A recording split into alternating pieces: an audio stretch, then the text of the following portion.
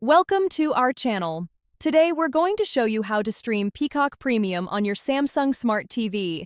It's a simple process that will allow you to enjoy your favorite shows and movies in no time.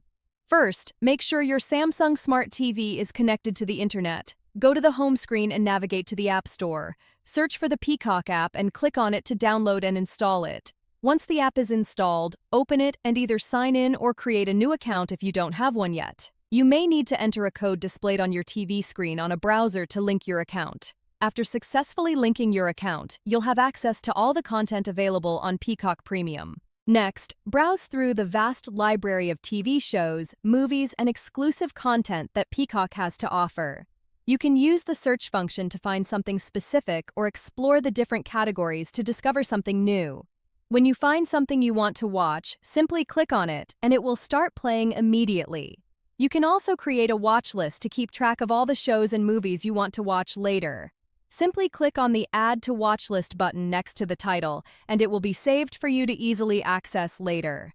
Enjoy high-quality streaming with Peacock Premium on your Samsung Smart TV. Don't forget to like this video and subscribe to our channel.